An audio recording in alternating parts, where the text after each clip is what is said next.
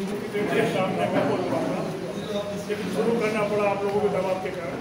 मेरा ये मानना है कि देश में जो बदलाव की तरीके से आंधी चल रही है, देश को 2047 की तरफ ले जाने की, मोदी जी के नेतृत्व में जो कुछ मिला है ये तो अभी टेलर है, इसको और आगे बढ़ाने की, किस तरीके से ये देश एक सशक्त भारत बने, समृद्ध भारत बने, स्वाभिमानी भारत बने, और उसके लिए सहभागिता हमारे डॉक्टर महेश शर्मा जी की भी हो।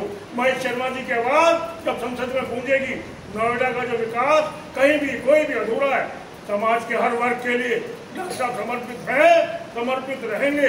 बहुत सारी बातें मैंने आपको बीच में रखी है, प्रेस नोट में भी है, और बाकी बहन जी आई हैं, इनका अभिनंदन करते हैं, स्वागत करते हैं। दुनिया में आज हम सर्वोपरि स्थान पर हैं, विश्वसनीयता हमारी बड़ी है। हम लोग जो है कहीं ना कहीं मोदी जी का डंका है। उत्तर प्रदेश में गुंडा मुक्त शासन मिला है, सब तरफ विकास हो रहा है, चौड़ी सड़कें बन रही हैं, जाल बिछ रहा है, हर तरीके का शिक्षा के क्षेत्र में, चिकित्सा के क्षेत्र में बिजली 24 घंटे आ रही है, किसानों के लिए चिंता हुई है, गांव गरीब किसान मजदूर महिला मातृशक्ति सभी के लिए योजनाएं आई हैं। इसके समय में भारी संख्या में हम छोटे से बड़े दुकानदार सभी लोग प्रण लेते हैं, आज संकल्प लेते हैं, सबको भैया पटका पहनाओ, सब आज हम संकल्प लेते हैं कि भारतीय जनता पार्टी के पक्ष में, मोदी जी और योगी जी के पक्ष में, डॉक्टर महेश शर्मा के पक्ष में अधिकतम मतदान पूरे इस लोकसभा क्षेत्र में कराएंगे। भारत माता की जय। अच्छे समाज राष्ट्रवाद की सोच के साथ हमेशा रहा है। बीजेपी के साथ किस लिए? 1953 में अगर जनसंघ की स्थापना हुई थी, उस समय भी दुकानों पर झंडे लगाते थे। 9 साल की उम्र में मैं बालक था, 62 में अपने कस्बे पिलखवा में छोटे छोटे पोस्टर लेके घर घर में दीपक जनसंघ की निशानी लगाया करता था। तो ये नहीं है कि वह समाज हमारे साथ नहीं है, लेकिन एक प्रेरणा होती है कि हम ज़्यादा मतदान करें। अब इस समय का माहौल ऐसा है, कुछ लोग रोकना चाहते हैं मोदी को, कुछ लोग मोदी की हत्या चाहते हैं, कुछ लोग और कुछ चाहते हैं। ऐसे समय में जरूरी हो गया है कि हम लोग मतदान करके लोकतंत्र के पर्व को मनाएं, और हम ज़्यादा से ज़्यादा वोटों से जब हमारे डॉक्टर साहब जीत के जाएंगे तो हमें खुशी होगी, चेहरे पर रौनक आएगी। मैं क्या आ गया, मैं अपने भाई के लिए आया। गाजियाबाद और पिलखवा में क्या, गाजियाबाद में नोएडा में क्या फर्क है?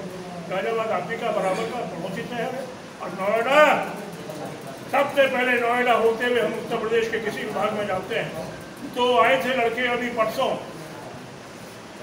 आए थे ना 2 लड़के गाजियाबाद में, एक 5 स्टार होटल में प्रेस करके चले गए। उनको हिम्मत नहीं हुई कि 200-500 लोगों की कोई मीटिंग नहीं बुला सके। वो कह गए कि गाजीपुर से गाजियाबाद तक हम जीत रहे हैं, बीजेपी का सफाया कर देंगे। अरे भैया, तुम अभी तक अमेठी में लड़ने की हिम्मत नहीं जुटा रहे हो, वायनाड में हार रहे हो, और दूसरे युवा नेता की पत्नी मैनपुरी में हार रही है। देखो तो सही अब किस किस की सीट बचेगी। ये मोदी है, मोदी। योगी जी के 2017 के शासन के बाद में मैं पहले भी कह चुका हूँ, फिर कह रहा हूँ, गुंडे माफिया हर तरह के अपराध करने वाले, रंगदारी वसूल करने वाले सब लोग छिप गए हैं, पता भी उनका नहीं चल रहा है। अब माहौल उत्तर प्रदेश के अंदर शांति का है, सद्भाव का है, सम्मान का है, सरल टैक्स की प्रणाली का है। अगर कोई भी टैक्स का बात आई है तो मैं फिर कह रहा हूँ कि अगर GST आया तो वो कहते सरल हो। व्यापारी कल्याण बोर्ड के उपाध्यक्ष के नाते, राज्य मंत्री के नाते मैंने बहुत सारी समस्याएं व्यापारियों के हल करने का प्रयास किया है। हर तरीके से योगी जी के शासन में व्यापारी अपने आप को सुरक्षित महसूस कर रहा है, इतना मुझे कहना है। ये हमारी पार्टी में सारे सामूहिक निर्णय होते हैं। अगर यहाँ से आप लोग यहाँ की पार्टी से इनका नाम कहीं भेजेंगे तो मैं भी जहाँ जहाँ कह सकता हूँ, मेरी बात मैं अगर कोई दिखाऊँ तो अमित शाह जी तक भी पहुँचती है तो मैं पहुँचाने की कोशिश करूँगा। राजा किशन जी अच्छे व्यक्ति है, और डॉक्टर महेश शर्मा सक्षम है, वो कराएंगे। और डॉक्टर महेश शर्मा सभी के लिए 10 साल तक रह लिया, अभी तक तो कुछ कराया नहीं। देखिए ये विषय ताकि जो है ना उतना ठीक रहेगा जितना अच्छा रहे। ये विषय ऐसा है कि नीचे से नाम जाना चाहिए। पार्टी में कहीं ना कहीं ऐसी व्यवस्था है, मेरा नाम भी नीचे से कहीं गया। मैं 2001 में उत्तर प्रदेश में उस समय अध्यक्ष हुआ करते थे माननीय केसीनाथ त्रिपाठी, उनके साथ में उत्तर प्रदेश बीजेपी में कुल 4 मंत्री होते, उस समय मंत्री थे। उसके बाद व्यापार प्रकोष्ठ का 9 साल तक उत्तर प्रदेश का अध्यक्ष रहा। उसके बाद मुझे राष्ट्रीय व्यापार प्रकोष्ठ का सह सेमिनर बनाया गया। उसके बाद मुझे प्रदेश सरकार में राज्य मंत्री बना दिया गया। तो ये सब आगे बढ़ता रहता है। एक बार राधा कृष्ण जी का मौका आ गया तो निश्चित रूप से सफलता मिलेगी। और व्यापारी सुरक्षा फोरम संस्थान के बैनर तले बुलाई है। यहाँ से हमारे डॉक्टर महेश शर्मा जी सांसद प्रतिनिधि के रूप में चुनाव लड़ रहे हैं। और मैं ये बताऊं कि हम क्यों सांसद महेश शर्मा जी के लिए वोट मांगे और क्यों उनको वोट करें। मैं सन 1991 में नगर का महासचिव था जब राम जन्मभूमि आंदोलन हुआ था। तो 16 दिन के लिए मैं सहारनपुर जेल में 15 और 8 दिन 1993 मेरठ जेल में बंद रहा। हम इसलिए कि ये भव्य राम मंदिर यहाँ बने। जब योगी और मोदी की सरकार आई है यहाँ पे भव्य राम मंदिर बना है और हमारे लिए गर्व की बात है कि राम मंदिर बन। दूसरे, मैं सन 81 में आया था, मैं ये देखता था दादरी क्षेत्र में व्यापारियों के गले के पे पैर रखते थे, कहते थे लाते हुए इसके अंदर 10 टीन घी के 10 बोरी आटे की, मतलब लूट डकैती छिनैती चरम पे थी। जब से बीजेपी सरकार आई है, जब से डॉक्टर महेश शर्मा जी सांसद चुन के आए हैं, ये सब चीज़ें अब लगभग समाप्ति हो गया। दूसरा, एक हमारे लिए शान और गर्व की बात है कि डॉक्टर महेश शर्मा जी के सिविल एविएशन मंत्री होते हुए यहाँ केवल एयरपोर्ट बना है। और जिस नोएडा में 5,000 रुपये गज जमीन थी, आज 60,000 रुपये गज जमीन है। जमीनों के भाव जेवर में 2 लाख रुपये गज है। जमीनों के भाव 10 गुने हो गए हैं, 10 गुने। वो इसलिए कि यहाँ से गुंडागर्दी, छिनैती, डकैती, ये सब मई सब से बंद हुई है। योगी और मोदी जी के आने से बंद हुई है। और हम ये चाहते हैं कि 400 में 399 मन के और लोगों के हैं, 1 मन का हमारे डॉक्टर शर्मा जी का पूरा है। और बहन जी मैं बता दूँ, मैं यहाँ से अपने 35 लड़कों को डेली लेके मार्केट में घूमता हूँ और व्यापारियों के डोर टू डोर जाकर मैं प्रचार करता हूँ ताकि मेरे महेश शर्मा यहाँ से जीत जाए। और दूसरे, जो सम्मान महेश शर्मा मुझे देते हैं ना, वो शायद मेरे बच्चे भी मुझे नहीं देते होंगे। क्या 4,000 की भीड़ हो, क्या 5,000 की भीड़ हो, मंच पे चढ़ेंगे तो सबसे पहले पैर छूट के और फिर मंच पे चढ़ेंगे।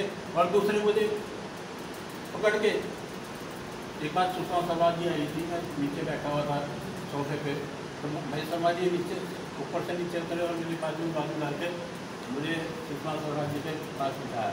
तो ऐसे व्यक्ति जो हर छोटे बड़े आदमी का सम्मान करते हैं, तो हमारे लिए महेश शर्मा सर्वप्रथम है। तो पूरे समाज से, अपने वह समाज से, पूरे व्यापारी वर्ग से यही प्रार्थना करता हूँ कि अपने वोट तो डाले, अपने परिवार का वोट तो डलवाएं। आज थोड़े से 50-50 वोट की सब गारंटी दें। और मैं कहता हूँ, अगर हम वोट डलवाएंगे तो निश्चित है कि डॉक्टर महेश शर्मा 5 लाख के माध्यम से जीतेंगे। और अगर हमने यहाँ 80% वोटिंग करा दी तो मैं दावे से कह रहा हूँ डॉक्टर महेश शर्मा 10 लाख के माध्यम से जीतेंगे, 5 लाख के माध्यम से जीतेंगे। अगर हम प्रयास करें तो वो 10 लाख के माध्यम से भी जीत सकते। ठीक है। तो बोलेंगे, उससे पहले ये बना है, ये केंद्र सरकार ने सबको हर तरीके से न्याय संगत निर्णय करके बनवाया है। और उत्तर प्रदेश ने उसका जो है तीर्थ क्षेत्र का इतना विकास कर दिया है कि सारी दुनिया के लोग आएंगे, भगवान राम के आगे आके शीश नवाएंगे और सारी दुनिया में इतना जो है आशीर्वाद लेके यहाँ से जाएंगे। और जो वो पर्यटन केंद्र बना है, सारी दुनिया में सर्वोपरि पर्यटन केंद्र बन रहा है। काशी से क्रूज चल पड़े हैं, काशी कॉरिडोर एकदम बढ़ गया है। मथुरा में क्रांति होने जा रही है, देखेंगे बहुत जल्दी। इसके अलावा प्रयागराज में कुंभ करोड़ों लोगों का हुआ है। आस्था का जो सम्मान योगी जी के समय में मिला है, उसके लिए योगी जी धन्य है, वंदनीय है।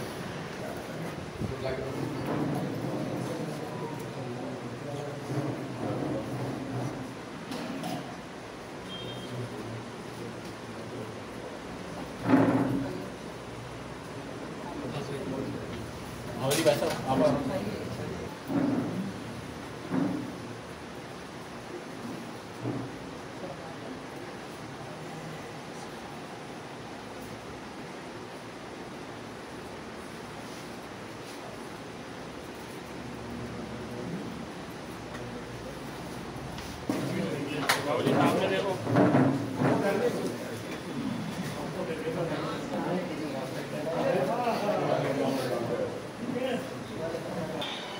वैश्य सम्मेलन में के अध्यक्ष हमारे राधा मोहन गर्ग जी के इनविटेशन पे हम इस कॉन्फ्रेंस में अभी शामिल हुए हैं और हमारे व्यापारी वर्ग के सुरक्षा के लिए अध्यक्ष बनाया जो है हमारे और राज्य मंत्री भी हैं क्षेत्र में, वो आप बेंच पे उपस्थित हैं, उनका संबोधन अभी सुना आप लोगों ने।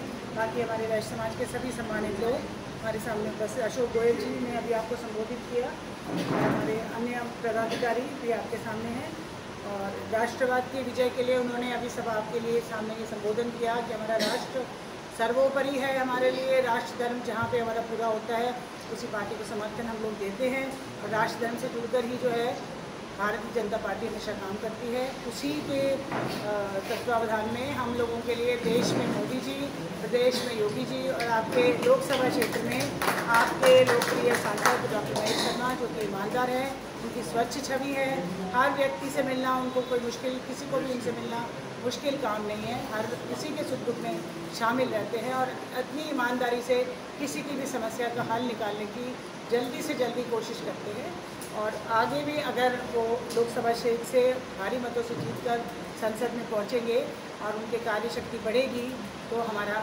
सम्मान हमारे क्षेत्र का बढ़ेगा। जैसे कि पहले भी वो 4 मंत्रालय एक साथ थे उनके पास, तो संस्कृति मंत्रालय में भी ये जो हमारा राम मंदिर बना है इसमें भी लाइब्रेरी और ये सब जो बाकी हमारी जो चीज़ें हैं उसमें भी संयोजन में वो शामिल थे और हमारा ये एयरपोर्ट तो बन ही चुका है यहाँ पर जेवर में और उस एयरपोर्ट का 4 फेज उसका टोटल डेवलपमेंट होना है। वैसे तो 2028 तक पूरा होगा पर उसका फर्स्ट फेज़ नवंबर के बाद से काम करना शुरू कर देगा, तो हम लोगों को सुविधा ये हो जाएगी कि हम वहाँ के क्षेत्र के दिल्ली का एयरपोर्ट भी यूज़ कर सकते हैं और ये वाला एयरपोर्ट भी, और उस एयरपोर्ट तक जाने के लिए जो फीडिंग रास्ते हैं उन सब के लिए अच्छी से अच्छी सड़क की व्यवस्था, ट्रेन्स की व्यवस्था, हमारे मोदी जी ने भी हर चीज़ की व्यवस्था हमारे आत्मनिर्भर भारत के संकल्प में की है।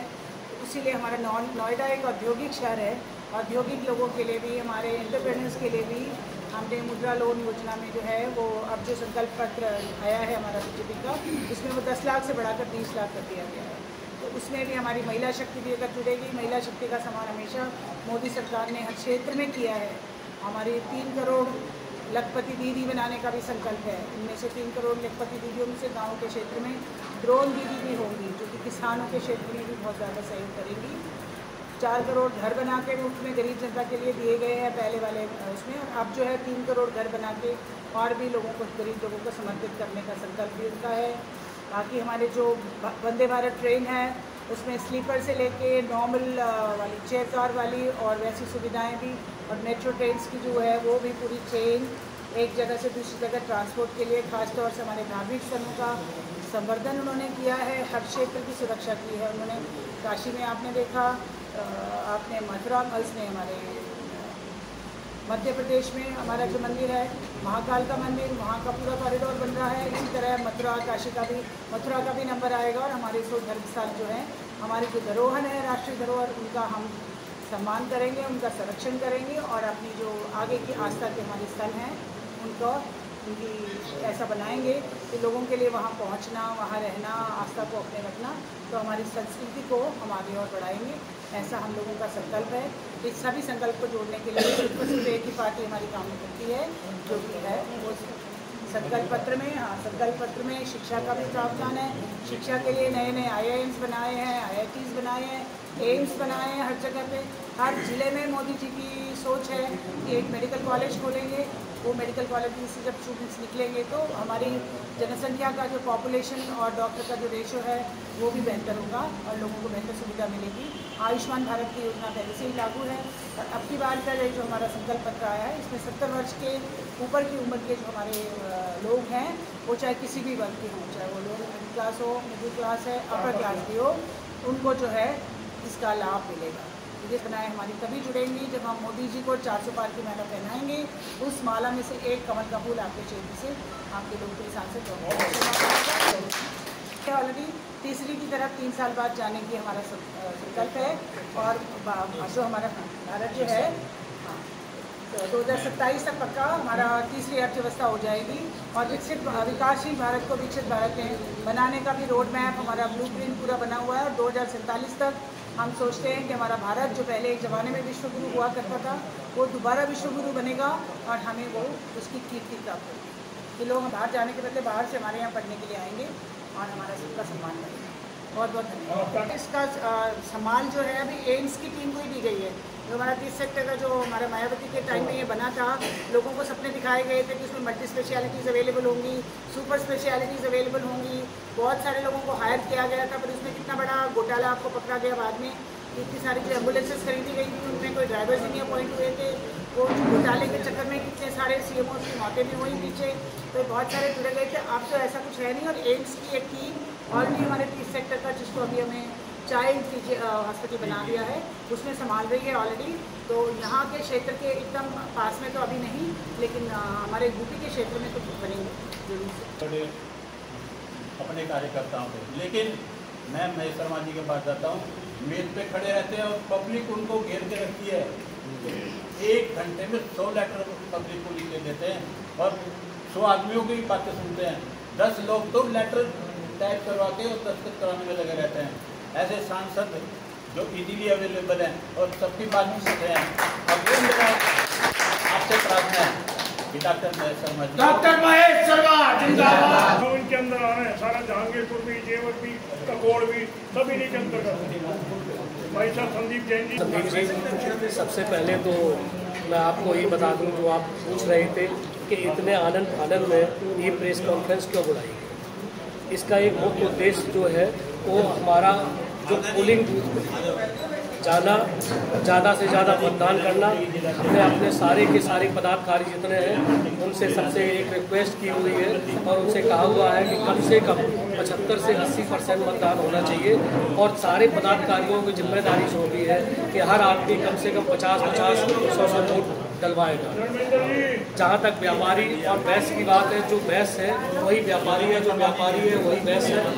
मैं ये मान के चलता हूँ और आपको एक विश्वास दिलाता हूँ इस चीज़ के लिए कि मेरे इस